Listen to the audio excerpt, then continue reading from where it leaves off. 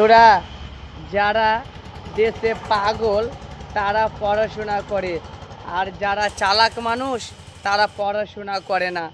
কারণ যারা পড়াশোনা করে না এমনকি তারাই দেশের ভবিষ্যৎ, তারাই কি মানুষেরা শেয়ার বলে, আর যারা পড়াশোনা করে তারাই পাগলের মতো মূর্খদের শেয়ার বলতে বাধ্য হয়।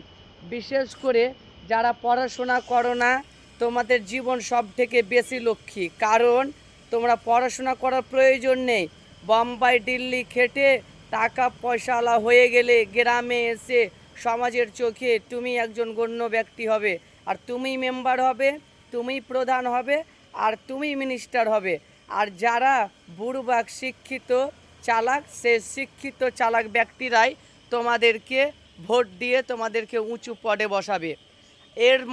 এর আগের ভিডিওতেও আপনাদেরকে বলেছি। আর আপনারা যারা শিক্ষিত বাবা মা এবং শিক্ষিত যুবক মানুষ যারা অশিক্ষিতদের ভোট দিয়ে উঁচু পদে বসিয়ে রেখেছো না, তোমার যে কত অসুবিধা হয় তুমি নিজেও বুঝতে পারো না। যেমন একটা এক্সাম্পল উদাহরণ না দিলে হয় না। ধরো যে তোমার প্রধান অফিসে কোনো একটা কাজ রয়েছে, একটা ধরো ইংলিশে নোটিশ লেখা আছে, সেই নোটিশটা তুমি সিগনেচার করিয়ে নিবা, কিন্তু সেখানে যদি তোমার প্রধানকে দাও তো সে কিন্তু পড়তে পারবে না। আর ধরো যে তুমি ওখানে 1:30টার সময় গেলে আর তোমার কাজটা খুব এমার্জেন্সি 2টোর সময় ব্লক পৌঁছাতে হবে, সে না পড়তে পারবে না তোমাকে সিগনেচার দিতে পারবে।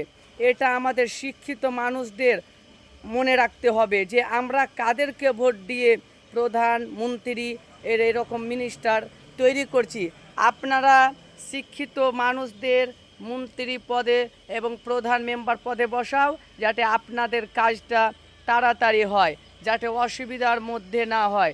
তো এই ভিডিওটা করার মধ্য দিয়ে আপনাদেরকে কাউকে আঘাত দিতে চাই না, শুধু বলতে চাই যে আপনারা যদি এই রীতি রেওয়াজটা যদি ঠিক করেন তাহলে আমাদের সমাজটা অতিরিক্ত উন্নত হবে।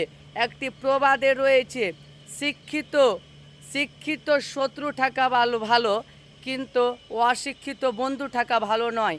কারণ এই প্রবাদে তোমার শিক্ষিত শত্রু তোমার কখনো জান মারতে পারবে না, কিন্তু অশিক্ষিত বন্ধু তোমায় যে কোনো সময় গলা কেটে দিতে পারে। এটাই তো প্রবাদে বলা হয়েছে। তেমনই এইরকম ওপর পদে সাধারণত যাতে শিক্ষিত মানুষদেরকে একটা সরকার কোটা করে দেয়, যে ধরো একটা উদাহরণ দিলাম যে প্রধান পদে বসতে গেলে কমপক্ষে বিএ পাস লাগবে। কেননা এখন তো বিএ পাসে ভরাভরি হয়ে গেছে। তাহলে যেমন ছেলে মেয়েদের পড়াশোনার উপর চাহিদা থাকবে, তেমনই সমাজটা উন্নতি হবে। আর বিশেষ করে মেম্বার পদগুলোতেও একটি শিক্ষাগত মানে করে দিতে হবে আসন, যাতে শিক্ষিতরাই সুযোগ পায়। তাহলে অশিক্ষিতরা বুঝতে পারবে যে পড়াশোনা না করলে কোনো কাজে কিন্তু লাভ নেই।